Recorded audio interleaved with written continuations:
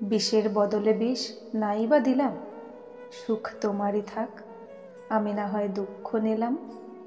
যে মানুষটার কাছে আমরা মূল্যহীন, সেই মানুষটাকেই আমরা সব থেকে বেশি মূল্য দিয়ে থাকি। যে মানুষটা অল্পেতেই খুশি হয়ে যায়, তার জীবনে সেই অল্প জিনিসটাও থাকে না। কর্ম হচ্ছে ফলবান বৃক্ষের মতো, যে বৃক্ষের ফল মানুষ এপারেও খায় ওপারেও খায়। মানুষ অপেক্ষা করে সুন্দর একটা ভবিষ্যতের জন্য, আর ভবিষ্যৎ অপেক্ষা করে মানুষটাকে মৃত্যুর সঙ্গে পরিচয় করানোর জন্য।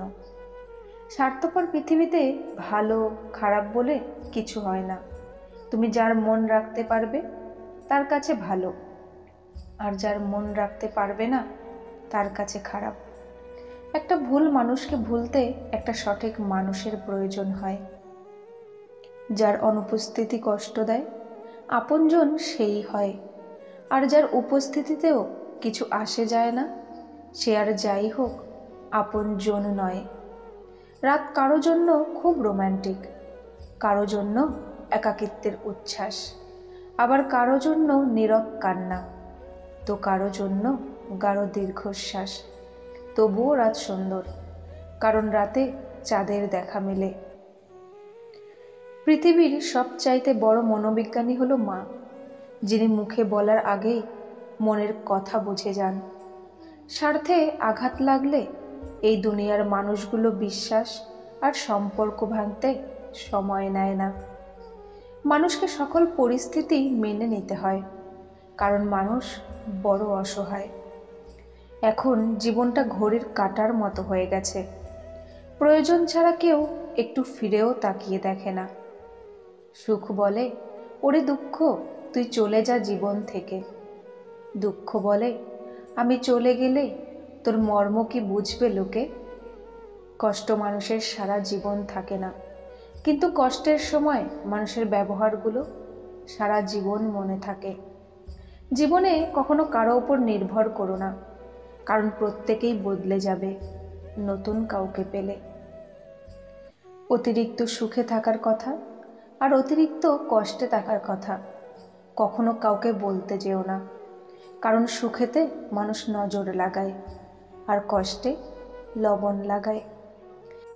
মানুষ তার স্বভাবের কারণেই মন থেকে উঠে যায়। স্বভাবেই যার মিথ্যে এবং প্রতারণা লুকিয়ে থাকে, সে কখনো কারো মনে জায়গা পেতে পারে না। বেঁচে থাকার চেয়ে ভালো থাকাটা বেশি কঠিন। ইচ্ছা করলেই বেঁচে থাকা যায়, কিন্তু ইচ্ছা করলেই ভালো থাকা যায় না। ধৈর্যশীল ব্যক্তিরা শান্তিতে থাকে, কারণ তারা জানে যে উপরওয়ালা তাদের উত্তম প্রতিদান দেবে। মেধাবী হয়ে অধিক গর্ব করার কিছু নেই, শয়তানও কিন্তু মেধাবী ছিল।